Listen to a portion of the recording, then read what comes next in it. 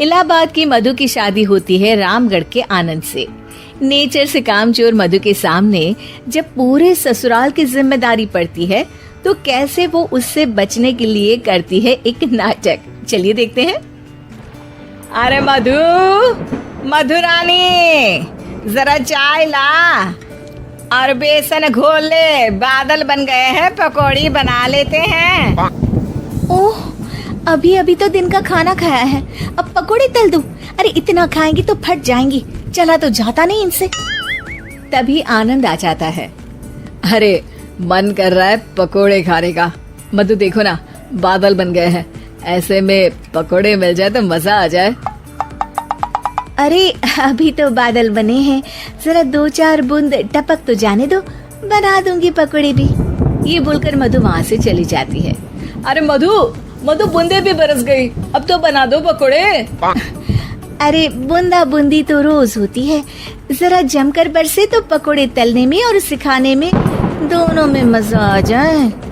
ये बोलकर मधु वहाँ से चली जाती है और मधु के साथ ही बूंदा बांदी कर बादल भी चले जाते हैं। मधु अपने कमरे में जाकर कहती है, अरे भगवान, ये सारा कमरा फैला हुआ है, कैसे साफ होगा? तभी मधु को आइडिया आता है और वो जोर जोर से चिल्लाती है, हे भगवान, मेरा 2000 रुपए का नोट कहाँ चला गया? किसी ने देखा क्या मेरा 2000 का नोट? तभी वहाँ मधु की ननद और नौकरानी आ जाती है। अरे भाभी, मैं देख देती हूँ। कैसे देखोगी दीदी, सारा कमरा तो गंदा पड़ा है। अरे हटो ना, मैं साफ किए देती हूँ, मिल गया तो दे दूंगी। अब ननद और नौकरानी 2000 नोट के चक्कर में पूरा कमरा साफ कर देती है और नोट नोट खोया हो तब तो मिले।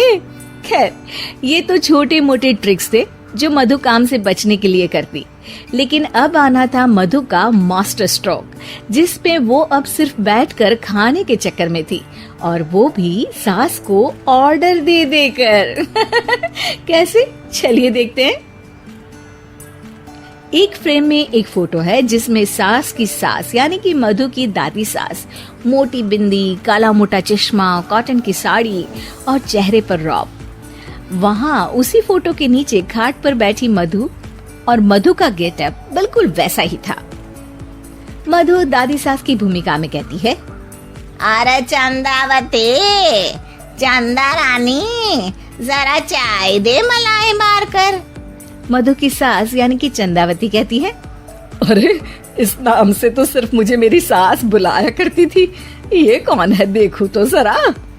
अब सास मधु को अपने सामने अपनी सास की भूमिका में देखकर जोर जोर से हंसती है। मधुरानी, कोई तमाशा चल रहा है या ड्रामा? जाकर चाय लेकर आ। मधु जो कि ये दिखा रही थी कि वो सास की सास है या फिर उसकी आत्मा उसमें आ गई है, वो क्या करती है? चाय और मैं, वो भी तेरे लिए चंदावती। यही सिखाया है तेरी माँ ने।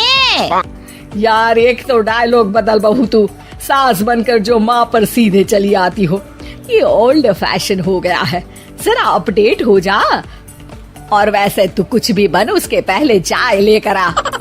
अभी सास कुछ बोलती कि वहाँ मधुर के ससुर आ जाते हैं। वो मधु को देखते ही पागल सा हो जाते हैं। माँ, मेरी माँ तू वापस आ गई। अरे धत तेरी की, अभी एक का नाटक खत्म नहीं हुआ कि दूसरा आ गया। अरे हद है, तेरी जबान तो चलती ही जा रही है, सामने मेरी माँ बैठी है। अरे इनका चेहरा देखने को तरस गया था मैं।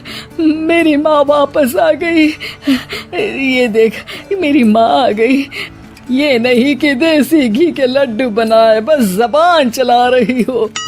अरे जाने दे धनकलाल, इसे तो शुरू से ही बोलने की तमीज नहीं है। मेरी तो आदत हो गई है दब दब कर रहने की। नहीं माँ, ऐसे कैसे, ये सब करेगी। अच्छा, मैं दुकान जा रहा हूँ, शाम को तेरी पसंदीदा गर्मा गर्म जलेबी और समोसे लेकर आऊंगा माँ। ससुर वहाँ से चले जाते हैं। अब बेचारी सास अपनी ही बहू के नाटक में फंसकर सारा दिन सारी रात काम करती। लेकिन कब तक? एक दिन की बात है। बेटा आनंद, मेरे तो हाथ पैर सब दर्द हो रहे हैं, मुझसे नहीं होता इस उम्र में इतना काम। हाँ माँ, तू ठीक कह रही है। वैसे भी माँ, दादी को तो मरे अभी सिर्फ 5 साल हुए हैं, फिर मधु कैसे दादी हो सकती है?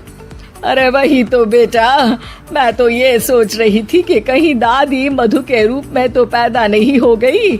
मतलब ना, ये सारा नाटक है बेटा, लेकिन अब जल्द से ये नाटक बंद करा दे तू। ठीक है माँ, लेकिन अब मधु को मधु की जुबान में ही सिखाना होगा। दोनों माँ बेटा कुछ बात करते हैं और अगले दिन सास मधु का बड़ा सा सोने का हार गले में डालकर घूम रही होती है।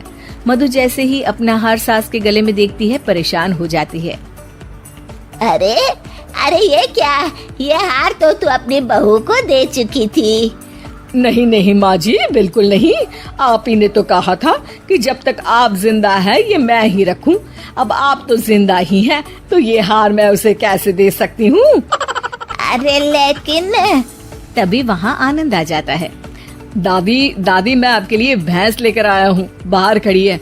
जरा अच्छे से नहलाकर उसके गोबर से आंगन लीप देना और गोबर के कंडे बनाकर सुखाने डाल देना। और हाँ, जरा ताजा ताजा दूध भी निकाल देना दादी। और फिर माँ बेटे हंसने लगते हैं। मधु सोच में पड़ जाती है। भैंस? नहीं नहीं, इतनी बड़ी भैंस की मैं सेवा करूं? ना बाबा बना, मैं तो बहू बनकर घर वालों की ही सेवा कर लूं, उतना ही बहुत है। माँ जी, नहीं नहीं। अरे अरे, क्या हुआ बहू, तुम वापस आ गई क्या? तुम्हें सब कुछ याद आ गया? हाँ हाँ, सब याद आ गया, पूरा पूरा याद आ गया।